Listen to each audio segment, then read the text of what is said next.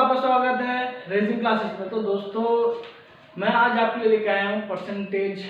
तो दोस्तों आज मैं परसेंटेज को आपको कराने तो वाला हूँ, लेकिन मैं आपको उससे पहले बता दूँ मैंने परसेंटेज पे इससे पहले भी वीडियो बना रखी है।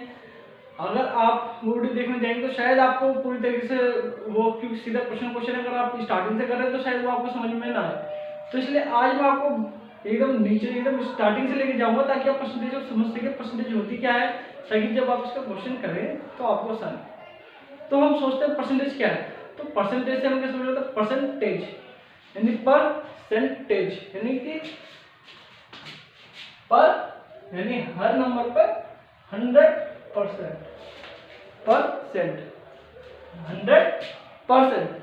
क्योंकि जो परसेंटेज होती है वही हमारी मेन वैल्यू होती है 100% की। क्योंकि जब भी हम कुछ नंबर निकालते हैं, कोई भी हम टोटल करते कुछ भी करते हैं, अगर हमें उससे परसेंटेज में निकालना है तो हम उसे हमेशा जो नंबर देते हैं वो 100 में से देते हैं।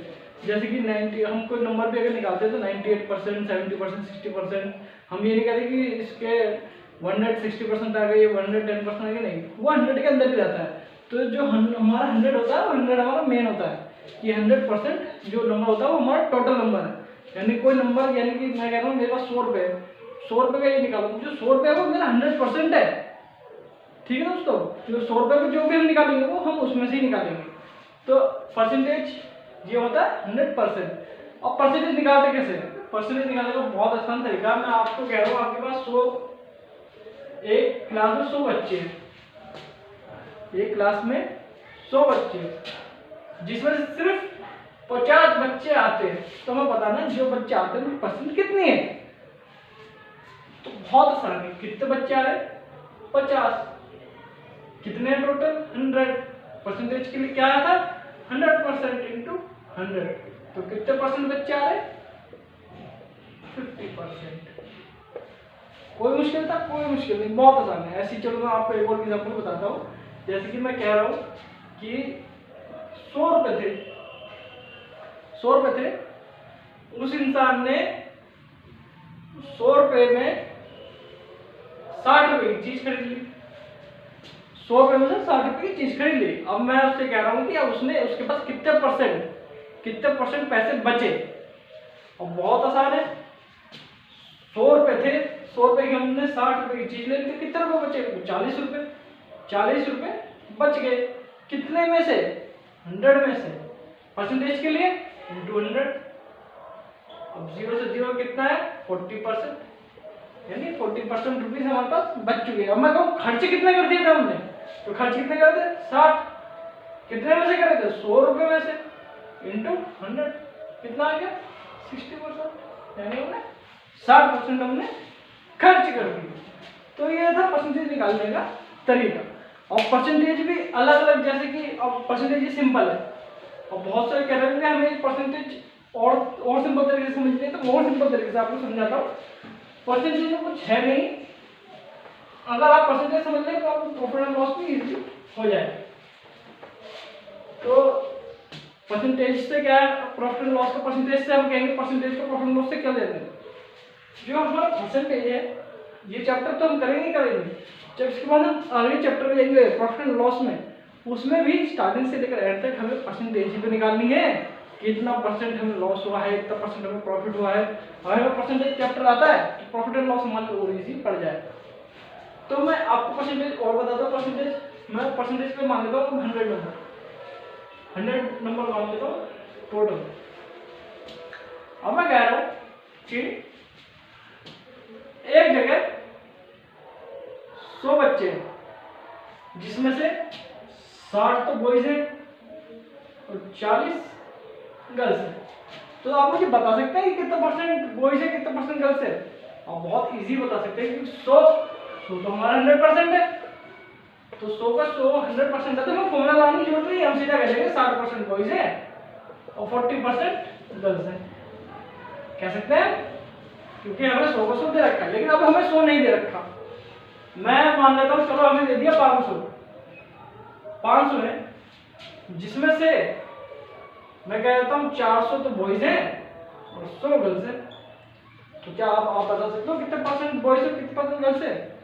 आप बिल्कुल बता सकते हो इजीली। कैसे? आपको परसेंटेज निकालनी, मैंने बताई कैसे निकालते हैं। 400 बॉयज है, 400 बॉयज तो है, पर कितने में से है? 500 में से। 400 अपॉन कितने में से? टोटल 500 में से, इंटू 100। 0 से 0 गए 580 400। तो कितने परसेंट है बॉयज? 80% बॉयज है। अब 80% बॉयज आ गया तो गर्ल्स कितनी परसेंट होगी? टोटल कितना होता है? 100%। 80% बॉयज है तो 20% गर्ल होंगी।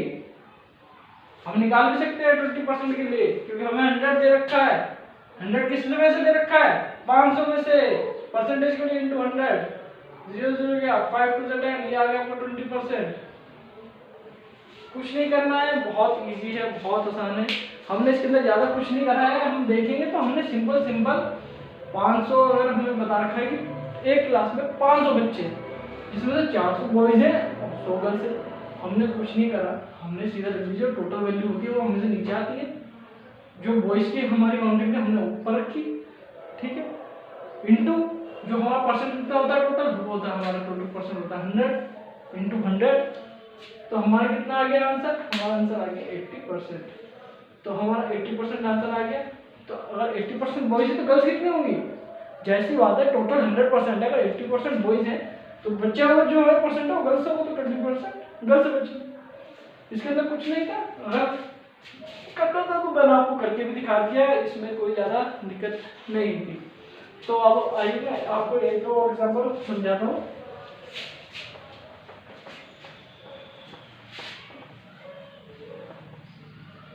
अब एग्जाम्पल के तौर पर मैं मान लेता हूँ कि हम गए एक दुकान पर, और हम एक दुकान पे गए, दुकान वाला एक चीज लेके आया था।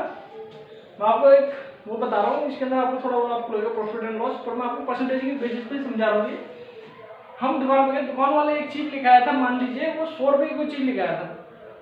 वो 100 रुपए की चीज लेके आया था, उसने उस पर सीपी जो लगाई, उसने सीपी लगाई 120 रुपए की कॉस्ट प्राइस। 100 रुपए की वो चीज लेके आया था, सीपी कितनी लगा दी?